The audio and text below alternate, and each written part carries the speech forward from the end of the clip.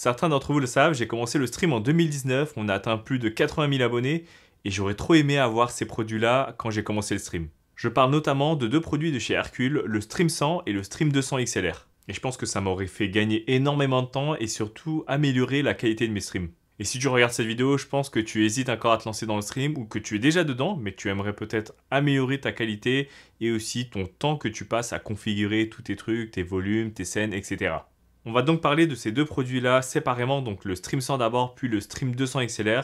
Merci aussi également à Hercule de sponsoriser cette vidéo et d'avoir envoyé ces deux produits qui sont vraiment excellents, vous allez voir. Le premier produit, c'est le Stream 100, c'est le produit le plus compact et aussi le plus abordable. Et je pense que c'est le produit parfait pour toutes les personnes qui débutent dans le stream ou même les personnes qui veulent du contrôle un peu plus précis dans les volumes, dans les applications. Et je vais vous montrer ça tout de suite. Alors déjà, le produit il est assez simple, il y a un écran, il y a aussi 4 rotules et 4 boutons juste en dessous des rotules.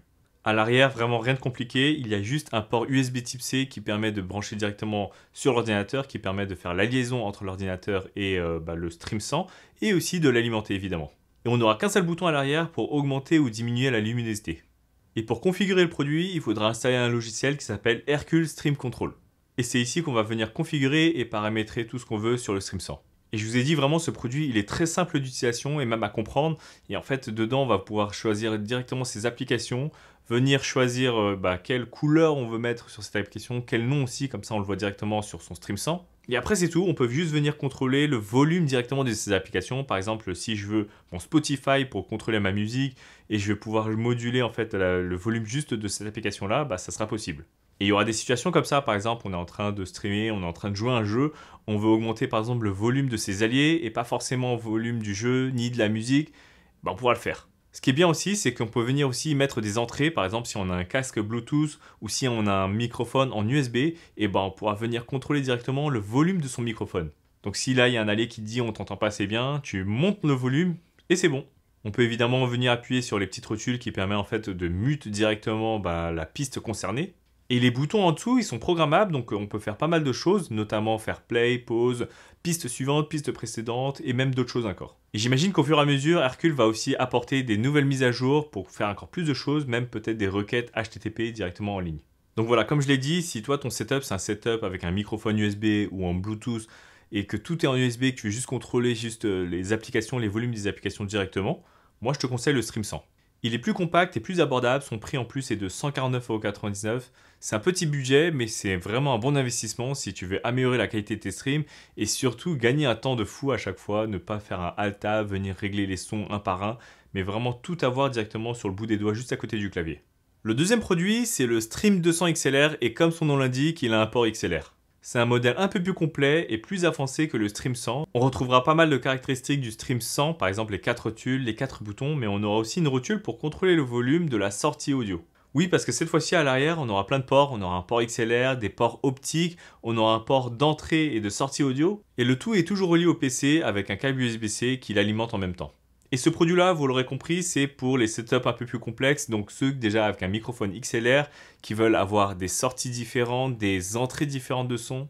Pour ceux aussi qui veulent utiliser un deuxième PC, donc un pour jouer, un pour stream, donc c'est parfait. Et aussi pour les personnes qui veulent améliorer la qualité de leur stream en ayant des sorties différentes de ce qu'ils entendent et de ce qu'ils envoient. Et comme tu as vu, il y a un bouton créateur, un bouton audience, et ça veut dire que en fait, tu pourras choisir quelle sortie ira directement dans tes oreilles et quelle sortie ira vers le viewer qui te regardera sur une plateforme de streaming.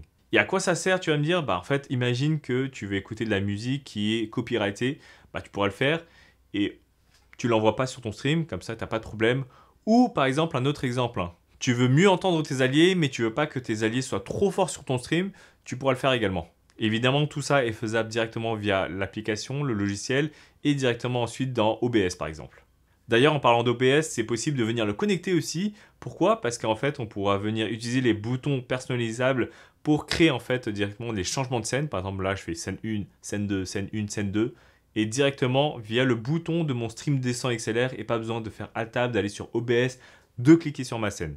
Donc tu auras compris, ça te fait gagner un temps de fou à chaque fois et ça rendra ton stream aussi plus pro au lieu de te voir en train d'alt-tab sur ton stream. Là, tu appuies sur un bouton, c'est fini. Et pour ceux qui ont besoin d'un microphone avec une alimentation 48 volts, elle est présente aussi, il n'y a pas de problème. Ils ont même fourni un préamp, donc pour les microphones comme le mien, le Rode PodMic qui est peut-être pas assez fort, bah, ça permet d'augmenter déjà son signal et d'avoir une meilleure qualité. Et ce produit-là, le Stream 200 XLR, il est vraiment pour les personnes qui veulent aller un peu plus loin dans le stream, qui ont un microphone XLR et pas USB, et qui veulent juste améliorer la qualité et aussi gagner encore plus de temps dans la manière dont ils streament. Évidemment, plus de fonctionnalités dit qu'il coûtera aussi plus cher, il sera à 279,99 €. C'est certes un peu plus cher, mais si ça te permet de gagner du temps au quotidien, si tu streames régulièrement, bah finalement, est-ce que ça vaut pas l'investissement? Bon, dis-moi dans les commentaires lequel de ces deux produits t'intéresse le plus. Je te mettrai aussi les liens affiliés dans la bio directement, donc n'hésite pas. Si tu as aimé cette vidéo, n'hésite pas à mettre un petit pouce, un like, et abonne-toi pour ne pas rater les prochaines vidéos.